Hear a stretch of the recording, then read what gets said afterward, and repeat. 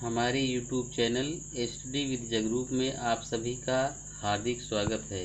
हिंदी की विस्तृत तैयारी हेतु हमारे YouTube चैनल को सब्सक्राइब करें। कबीर की साखी का अवशेष भाग लेकर हम एक बार पुनः आपकी सेवा में उपस्थित हुए हैं। तो आइए अगली साखी पढ़ते हैं।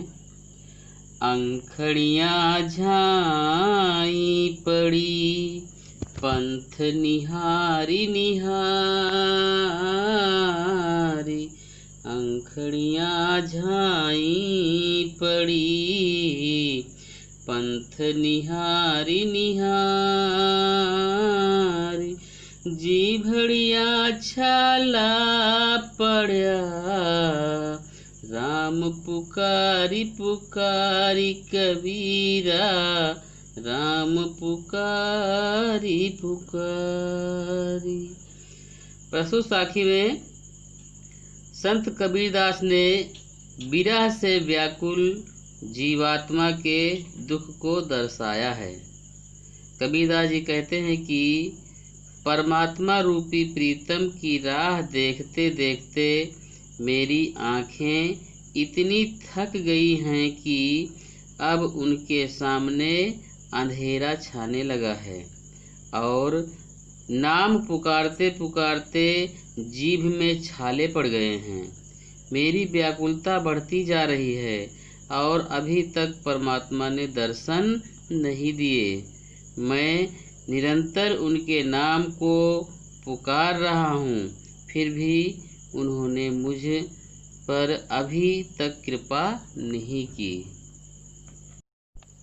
अब अगले दोहे को पढ़ते हैं। झूठे सुख को सुख कहें, मानत है मन मोद। झूठे सुख को सुख कहें, मानत है मन मोद। जगत चबैना काल का, कछु मुख में कछु गोद कबीरा, कछु मुख में कछु गोद। प्रस्तुत साखी में कबीरदास जी ने सांसारिक सुख एवं वस्तुओं को नश्वर बताया है। संत कबीरदास जी कहते हैं कि यह जीवन रूपी संसार क्षणभंगुर तथा नाशवान है, लेकिन फिर भी मनुष्य भौतिक सुख साधनों के उपयोग को ही सच्चा सुख मानता है। वह मोह माया के झूठे सुख को ही सच्चा सुख मानते हुए आनंद की अनुभूति करता है। यह संपूर्ण संसार काल अर्थात मृत्यु का चबैना है, जिसको वह निरंतर चबाकर समाप्त कर देगा।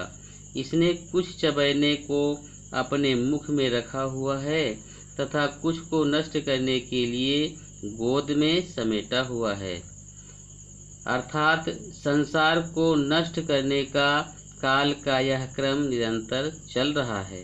अतः मनुष्य को भौतिक सुखों को त्याग कर ईश्वर की भक्ति में सच्चा सुख अनुभव करना चाहिए।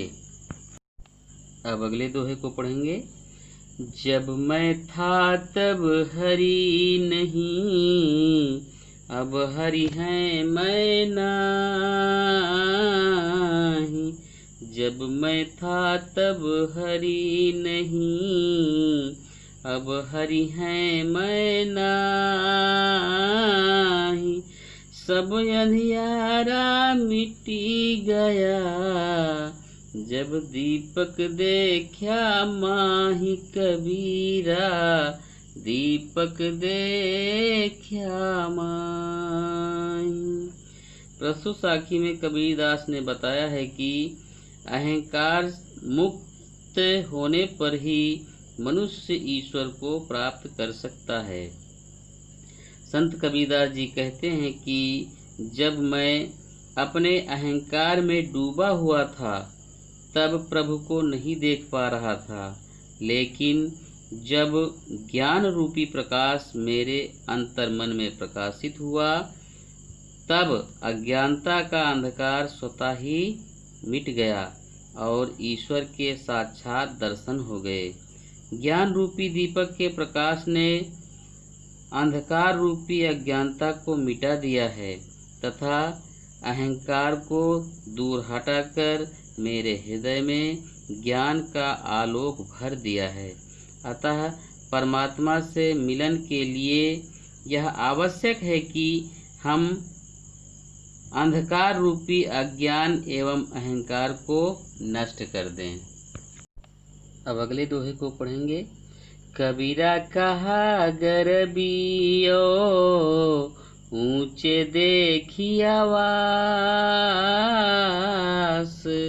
कबीरा कहा गरबियो ऊंचे देखिया वास।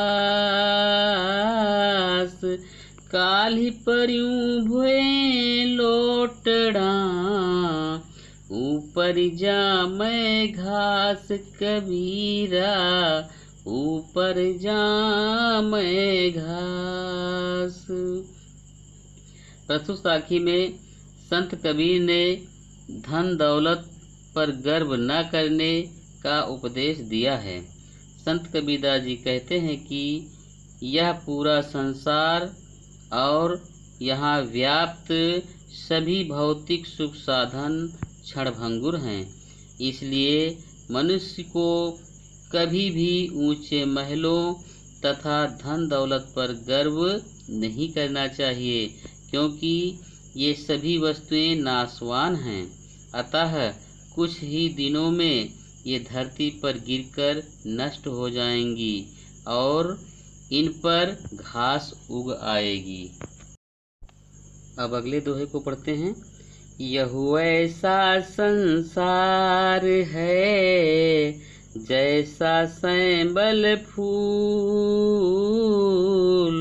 यह ऐसा संसार है जैसा सैंबल फूल। दिन दस के व्यवहार को झूठे रंग न भूल। कबीरा झूठे रंग न भूल। प्रस्तुत साखी में कबीरदास जी संसार की क्षणभंगुरता का वर्णन कर उसके बाह्य रूप सौंदर्य से प्रभावित न होने का उपदेश देते हैं। संत कबीरदास जी कहते हैं कि यह संसार सेमल के फूल के समान सुंदर दिखाई पड़ता है।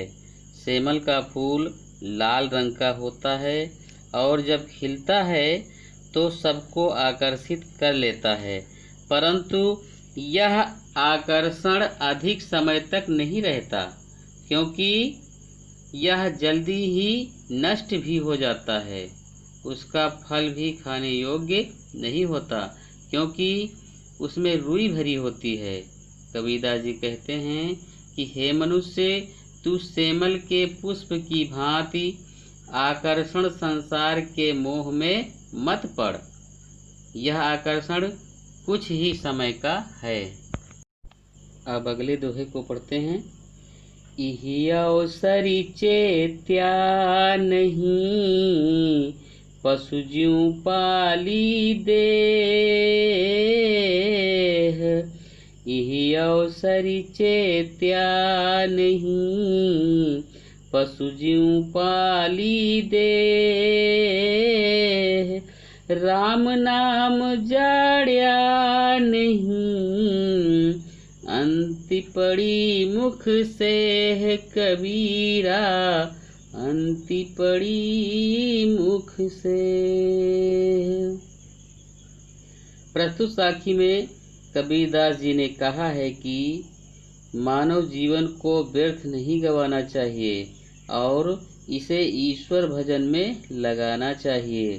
संत कबीरदास जी कहते हैं कि मानव जीवन अमूल्य है, अर्थात अत्यंत कठिनाई से मिलता है।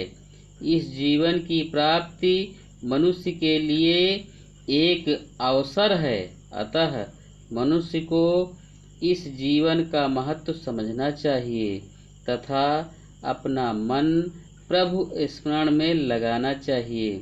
यदि हम अज्ञानी बने रहे तो पशु की भांति भौतिक आवश्यकताओं की पूर्ति में लगे रहेंगे और अंत में प्रभु भक्ति के बिना मनुष्य के मुंह में धूल ही पड़ेगी, अर्थात उसे सब धिक्कारेंगे।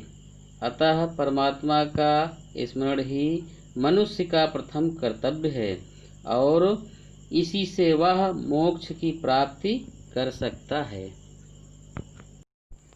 आज के लिए बस इतना ही। अगले दिन नए वीडियो के साथ में फिर मिलेंगे। तब तक के लिए जय हिंद।